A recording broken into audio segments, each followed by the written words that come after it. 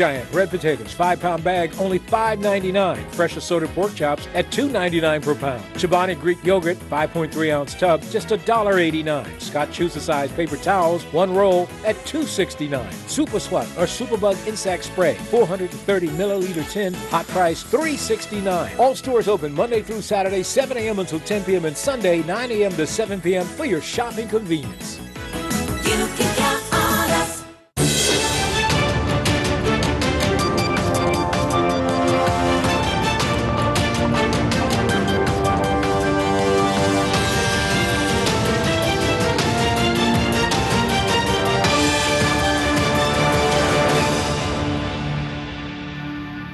You're watching Bermuda Tonight. It's Tuesday, the 21st of August. I'm Diane Brewer, and thanks for joining us tonight. 2.5 weeks before the start of the new academic year, and there's still no decision on a number of vacant and acting principal and deputy principal positions in the public school sector. And just when those vacancies will be filled or acting positions confirmed is still unclear. Gary Moreno brings us the latest. Well-placed sources at the Ministry of Education contend there are a number of vacancies and acting positions at the leadership level of the island's public schools. We're told there is currently an acting principal at Cedar Bridge Academy. Substantive principal Kalmar Richards is currently based at the Ministry of Education, where she is acting Commissioner of Education. Ms. Richards is reportedly one of 2 candidates, the other being Dr. Gina Tucker, who applied for the commissioner post and is said to be the preferred candidate. As yet, no announcement has been made in that regard, although we understand the candidates were told one would have been made weeks ago. The substantive principal of Sands Secondary Middle School is currently the acting principal at Cedar Bridge. That leaves Sands in need of a full-time principal. Clearwater Middle School is also in need of a full-time principal, but it is understood the person acting there was not even shortlisted to take over the role, and 2 other hopefuls have withdrawn their applications. Victor Scott Primary has neither a principal nor deputy principal. Gilbert Institute is also said to be in need of a principal, as their former head has now retired. Then there's T&N Tatum, where the principal is said to be eyeing up a position with the Ministry of Education. When asked why the public school principals, particularly the new ones, have not been advised of their postings for the 2018-2019 school year, a spokesperson for the Ministry of Education told us, quote, "The recommendation for school principals has to go through the Public Service Commission process, and final communication cannot be made until that process is complete," unquote. Pressed on how long has the Public Service Commission been aware of the vacancies, been presented with the names of prospective candidates, and how long before the Commission makes any announcements, given that the new school year begins in just over 2 weeks, we were told the Ministry does not comment on personnel matters. Further, the Ministry could not shed any light on the substantive and acting principals or vice principals, again because it does not comment on personnel matters. Elsewhere, the Bermuda Union of Teachers indicated to us that it too is waiting to hear of plans to fill vacant and acting principal and deputy principal positions. But a meeting is scheduled to take place between the union and the Ministry of Education officials next month. The hope is that all this will be discussed or decisions made known to the BUT at that time. Gary Moreno, reporting for the Bermuda Broadcasting News. And the government has responded to our story last night about the expected shortage of school buses for the upcoming academic year. A spokesperson for the Ministry of Transport told us that school bus routes will be prioritized in the bus timetable, while dispatchers and bus operators will coordinate to collect students. The spokesperson said adjusting bus movements to ensure that students are able to reach school. In addition, Cedar Bridge Academy and the Barclay Institute will have daily dedicated buses. A liaison officer will also assist schools with any issues surrounding transportation. The spokesperson added that the Ministries of Transport and Education are actively engaged with the Bermuda Union of Teachers and the Bermuda Industrial Union to inform them about the transportation of students.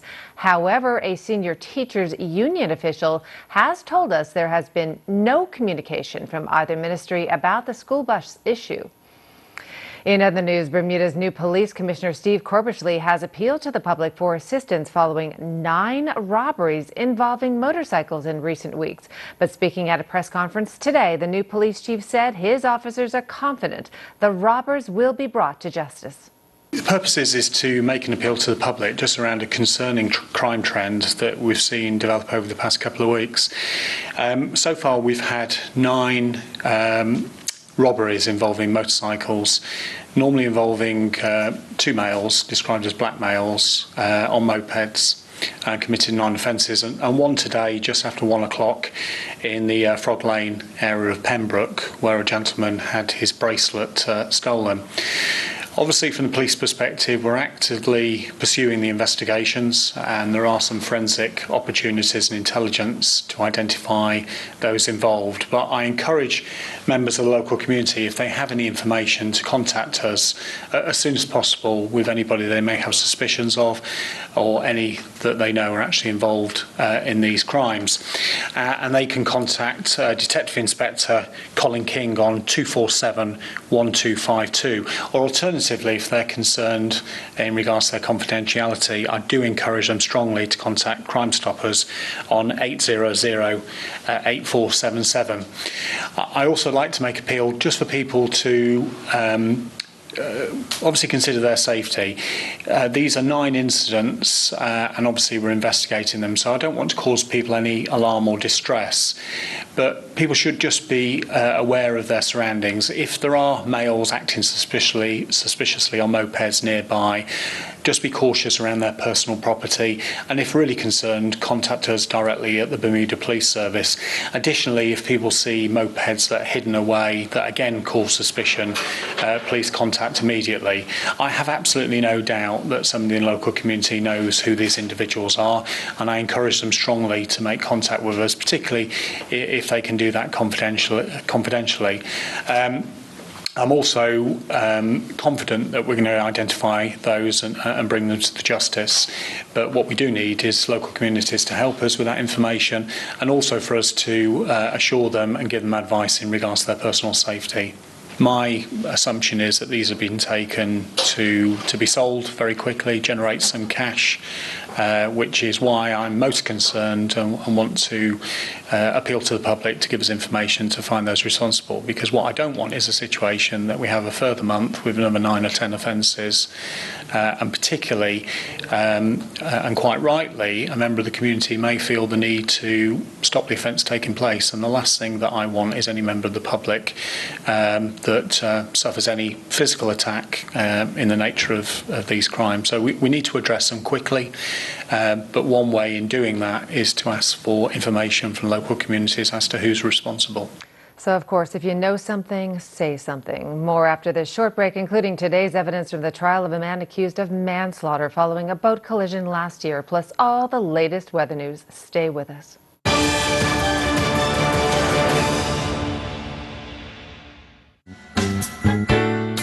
Price Rate is your one-stop shop with something for everyone. Household goods for kitchen, bedroom, and bathroom. Aisles of bulk groceries at value prices. A complete selection of fresh meat and produce, and an extensive range of frozen items to cover every meal. Wines from around the world, and beer and liquor at discount prices. Visit Price Right at our 2 locations in Pembroke and Warren. There's always something new and always something for everyone. Welcome to Bermuda Motors. We're proud to be celebrating over 50 years of being the island's leader in automotive sales. While we are known for selling some of Bermuda's premium auto brands, we are your single source for all your vehicle needs. From cars to bikes to commercial vehicles, we have it all at Bermuda Motors. Bermuda Motors is your single source for your automotive needs. To find out more, visit bermudamotors.bm or call us at 292-0893. Ever wondered what smart health insurance feels like? Colonial's 24/7 worldwide health insurance does most of the thinking for you. 1,500 CGI health claims are settled daily. 60% of claims settled automatically. You can access your health plan almost anywhere, anytime. And have smart wellness with online data tracking. And more provider choices for you and the people who matter most. Premier Health is smart health insurance, and it feels good. Colonial, where people come first.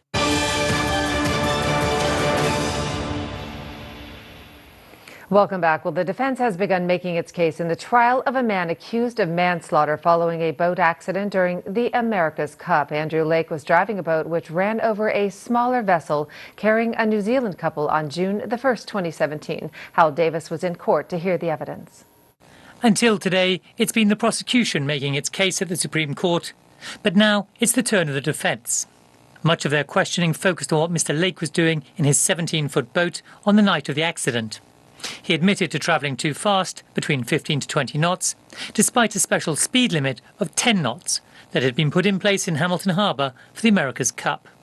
Swerving to avoid another boat, he hit the small grey semi-inflatable vessel called a rib, carrying Mary and Arthur McKee and their skipper Charlie Watson. Lake said he did not see their boat until after the collision, when he went to help find any victims of the crash. Holding on to the grey inflatable, he said he heard Mr. McKee screaming for his wife. She was recovered from the water by another boat, but had been knocked unconscious, and the 62-year-old had drowned. Mr. Lake told the court he had not left the area until everyone had been found, because he was extremely concerned for the people in the boat he'd hit. Earlier in the day, the court heard from Acting Sergeant Mark Proctor of the Marine Unit. He said there were many ribs being used because the America's Cup was on, and he'd had to tell lots of crew they needed lights on board. That's significant because the boat carrying the keys had no lights. The defence stressing that it was such a dark night, it would have been difficult to see their smaller boat without illumination. The court was told Mr. Lake has already agreed to plead guilty to driving his boat recklessly. More witnesses are expected to be called tomorrow, with closing arguments expected on Thursday. Howell Davis, Bermuda Broadcasting News. Thank you, Hal. Well, weather now, and we've been fortunate to have had weeks of mostly sunny conditions. And as you can see, there's no sign of that changing on the camera from our broadcasting tower. Mostly clear skies again. So can we expect some rain anytime soon? Here's our AccuWeather forecast. AccuWeather is presented by BF&M Insurance Group. We now go to AccuWeather headquarters. The BF&M Insurance Group is pleased to bring you tonight's AccuWeather forecast. I'm AccuWeather meteorologist Brittany Boyer, and as we head into the next couple of days, we'll allow for a shower or two, but overall the weather is looking pretty decent. So if you're here for vacation, not a bad time to be here, but we will be talking about some steadier rain arriving a little bit later on this week. But for now, we have a boundary that's situated to our north, and that's where all the moisture is right now. We could see a passing shower or two over the next day or two, but overall we're not expecting any substantial precipitation. That won't be arriving until a frontal boundary works its way off the east coast, and that'll kind of push this boundary, actually going to kind of come together, and that's where we'll have a better opportunity for some steadier precipitation. Looking at the satellite here, you can see that we've got a couple of patchy clouds out there. Otherwise, we're in okay shape. Temperature sitting in the mid-80s, humidity right at 70%. The winds are light out of the southeast between 4 and 8 knots. The water temperature, we dropped a couple degrees, but still pretty warm, 86 degrees, almost like bath water out there. Definitely a nice treat if you're here visiting right now. Waves inside the reef up to a foot, so it's pretty calm out there, and outside of the reef, we're not dealing with any marine issues here. Waves are between 2 and 4 feet. So as we get into your tidal times, we don't have any marine alerts. There was a thunderstorm advisory earlier, but the Bermuda Weather Service decided to cancel that. So not anticipating any thunder into the next couple of hours, or the near term, I should say. Your low tide coming in at 12:46 a.m., and then we have our next high tide coming in just before 6:30 a.m. on Wednesday. So overnight tonight, it's another mild and muggy one, 78 degrees. We'll call it partly cloudy for tonight. And taking you into our future cast here, again, high pressure off to our east. Around that high, we get that southerly flow, so that's what's keeping things pretty muggy right now. And then I mentioned later on this week, we have a better opportunity of seeing some rainfall. You can actually kind of see it coming together here on Thursday. Looks like we'll be seeing more of that by the time we get into Friday. Now for tomorrow, looks worse than what it's going to be. A shower in spots. It's not going to be an all-day rain event. It will be a wet time in New York City tomorrow. Showers and thunderstorms also in Boston and Atlanta. 85 with clouds and sunshine. We have no tropical development out there. We've got a major hurricane out in the Pacific, but no issues here in the Atlantic Basin. A couple of showers and thunderstorms this evening in Jamaica and Barbados. Your extended forecast here again will allow for a spotty shower or two Wednesday and Thursday, but Thursday night into Friday is the time frame that we have to watch out for that next disturbance. There could be some thunder associated with that, so if you want to get outside Friday, that's the day you have to keep an eye on the weather, and right now the weekend is looking pretty pleasant. AccuWeather was presented by BF&M Insurance Group.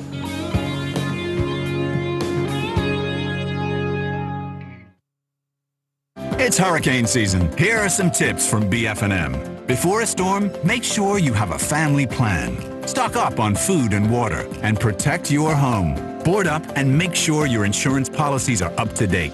After a storm, check everyone's safety, especially seniors. Inspect your property and secure from further damage. Then note the damages, list, and take photos. Remember, you can always count on BF&M 24/7 during hurricane season and all year round.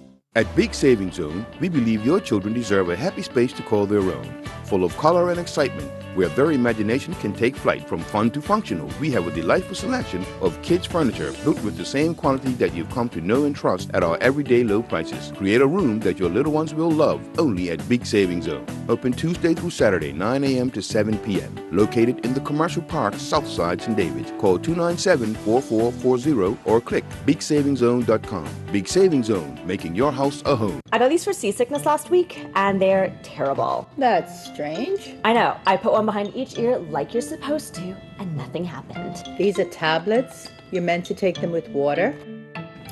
I got this pump for my asthma. Hasn't changed anything. Show me how you're using it.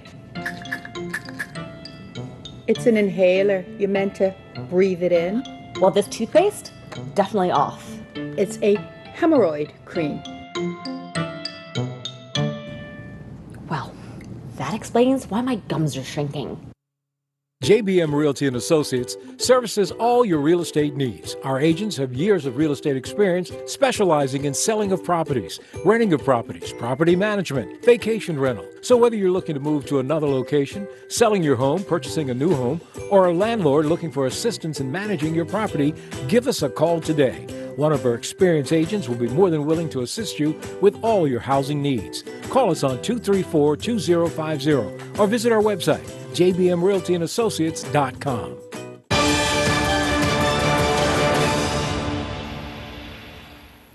Welcome back. Well, parliamentarians will soon be debating raising the age for those in the pension scheme up to age 67, with Premier David Burt telling Burn News an increase has to happen. But how popular or unpopular will that be? Mike Sharp took to the streets to find out how the average person feels about the move. Premier David Burt says the retirement age needs to be raised in regards to pensions.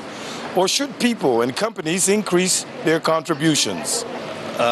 Yeah, I think the company should increase their contribution. All around, it's better for everybody. Yeah. The age doesn't need to go up. 65 is 65. I'm 66 and I'm still working hard. So, yeah, the company should pay for it. I think it's time to start thinking about raising the retirement age. I think people want to work a bit longer, and then it gives them a chance to contribute more to society and to the workplace. Any particular age in mind you say work longer? I think try 68 and maybe even 70. I think the simplest solution, because we have a proliferation of people who are of the age, retirement age, 65, or in some of the services, 55, who are more than capable of carrying on. So why not keep the expertise in place in situ on jobs and have them contribute by way of their normal employment? I believe that the age should be increased to, what I think he said 69, 68. That's a good age, because some people are retiring too young and they're a lot of energy. We need the expertise and they should stay in the workforce as long as possible. I think it would be wise if both contributed. If we're going to run out in 2049, all the help we can get would be much appreciated. If it's raised, what age do you think would be fair? I think we have to look at that, perhaps 70, 72. Do you think those over 60 right now who have already made preparations to retire should be still entitled to 65? I think that's a tough one. I think in my experience, there's been lots of people who want to work beyond 65 and are forced into retirement. I think maybe start with a transitional period and see how it goes, see what the take-up's like. Yeah. Those over 60 still get it at 65. Those under 60 have to go to 68. Potentially, yep. Well, if they plan to retire, maybe it could be built in as an option. But if you're certainly capable of carrying on, then carry on. Yeah. Seems like a viable solution. Sure, if they really want to, they have the option to retire at 65. Should be there? Yeah, it should be there. That's a dilemma we have, and I think the politicians are going to have to look at that very carefully. If you look at the pensions that are available to people who are 60 now, do you change the goalposts and raise it to 72 all of a sudden? No. I think we're going to have to really look at that very closely. I'm Mike Sharp reporting for Bermuda Broadcasting News. Thanks, Mike. Well, still to come, Tony Waterman will bring us some good news from Wall Street. Plus, Earl Baston will have all the latest sports news. That's in just a few minutes.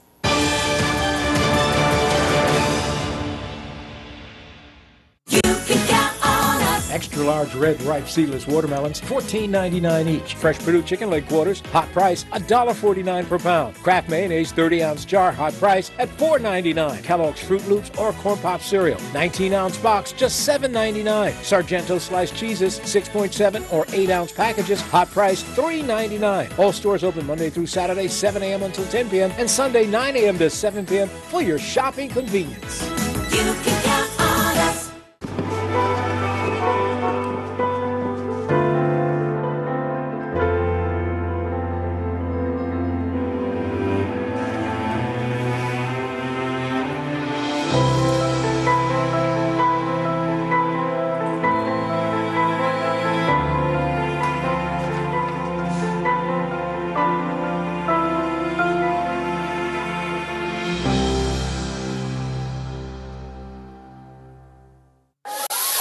Bermuda Broadcasting Company is pleased to present the third and final round of the 115th Annual Eastern Counties Cup Competition, featuring defending champions, Cleveland County Cricket Club, and challengers, St. David's Cricket Club, at the Seabreeze Oval in Bailey's Bay. Join the island's leading cricket commentary team of Alan Richardson, Wendell Smith, and Dwayne Sluggo Lebrock, with live ball-by-ball coverage. Saturday, September 1st, starting 9:45 a.m. on Power 95 FM, the island's #1 station for your Eastern County Cup competition. Brought to you by Lindo's Group of Companies, John Barrett & Son Limited, Polaris Holdings, Money Shop, and Moongate Insurance Group.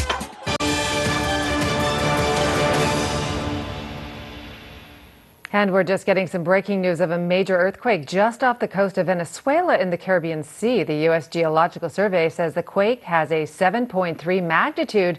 There are fears the quake, because of its size, could cause a tsunami in the region, perhaps impacting on some Caribbean nations. It's unclear if a quake so far from Bermuda will have an impact on the island. Turning to business news, the S&P 500 hit an intraday peak, but ultimately closed just shy of its all-time high. Tony Waterman has your business mashup. The good times continue to roll for Bermudians invested in U.S. stocks. The S&P 500 hit a record high today as the benchmark closes in on the longest bull run ever. It's been 3,452 days without a drop of 20% or more. Experts say the rally has been stoked by the depths of the financial crisis, as well as an anemic recovery, which left interest rates at near zero for years. In recent years, tech firms like Facebook, Apple, and Netflix have fueled the climb. Cannabis stocks also continuing to hit new highs. Shares of Canopy Growth Corporation, Kronos Group, and Tilray up in the double digits. Tilray has now skyrocketed 60% in just the past 5 days. The Canadian marijuana grower is feeling the happy side effects of last week's announcement that Corona beer maker Constellation was pouring another $4 billion into Canopy. Earlier this summer, Canada became the second country in the world to legalize recreational marijuana with a start date of October 17th. Some estimate that Canada will see cannabis sales of $5 billion a year. If you bank with HSBC in Bermuda, be on the lookout for a new Visa debit card. This one will be kitted out with a new microchip to provide better security. The chip will be embedded in the card and encrypted, reportedly making it nearly impossible to copy. And unlike current HSBC debit cards, this card is contactless, meaning you won't need to swipe it through or insert it in a card reader. It just needs to hover over the machine for the transaction to go through.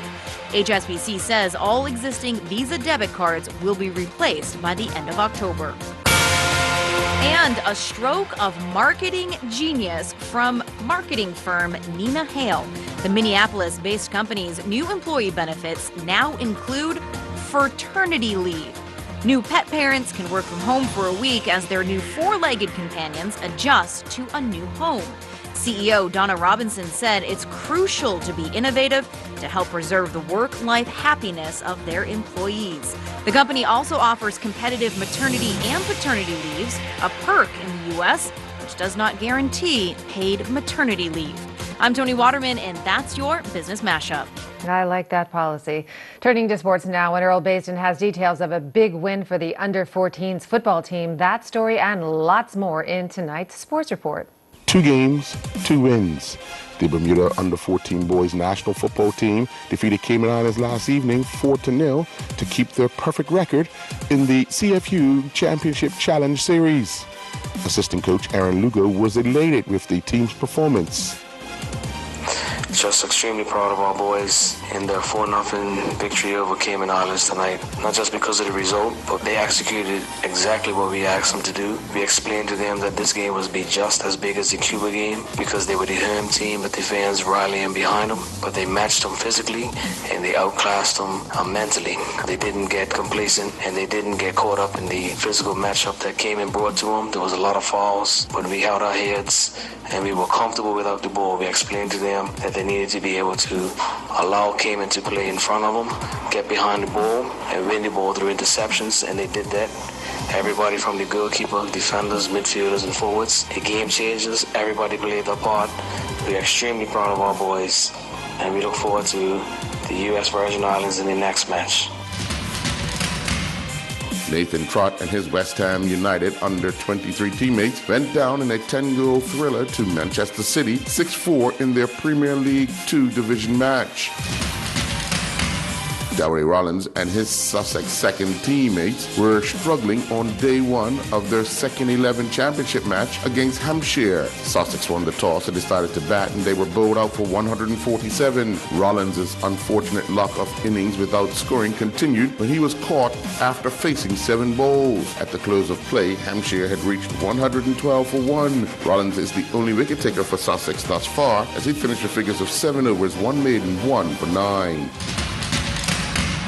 Genevieve Lau and Thomas Evans concluded representing Bermuda at the World Open Big Sailing Championships in Spain. Lau finished 18th overall and was the 4th girl in the regatta, beating out experienced Americans and Canadians who usually finish on top of the leaderboard. Thomas gained ground on the final day to finish 116th overall.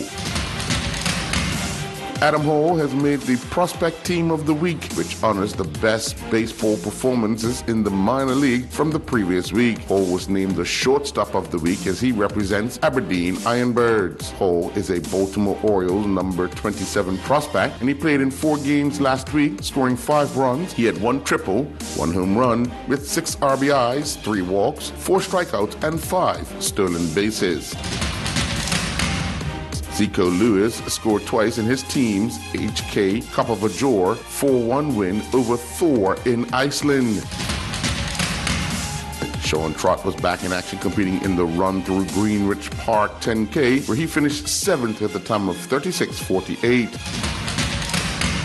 After bringing you the results of the Bermuda Motorcycle Racing Club's race day yesterday, today we bring you the current standings. Kamari Pitt leads the Mini Bike Junior Division with 285 points, while Jada Cumberbatch is in second with 277 points. Azai Devine is in third with 191 points. Najee Anderson is the current leader in the Scooter 70 class with 218 points. Kenny De Silva is in second with 170 points, and Ricky Wade is in third with 119 points. The Scooter 4T class is being led by Edward Cook, who has 325 points. Jason Pacheco is in second with 251 points. Dendre Otterbridge is in third with 196 points. The Formula Extreme class is being led by Sean Simmons, who has 136 points. Jason Pacheco is in second with 135 points. And Nathaniel Binga Northcott is in third with 106 points.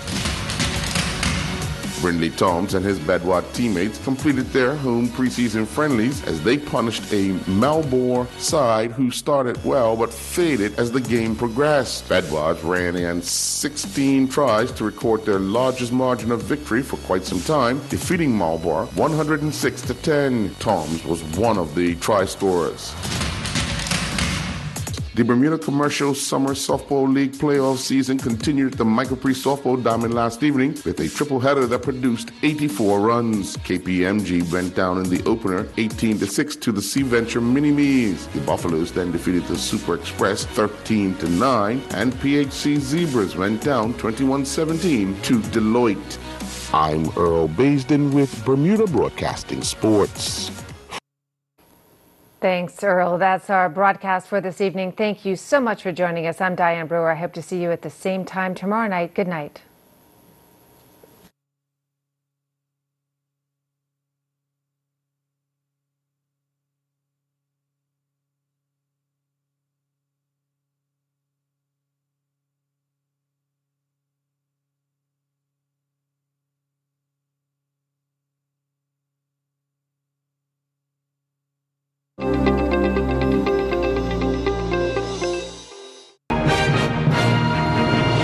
On the CBS Evening News.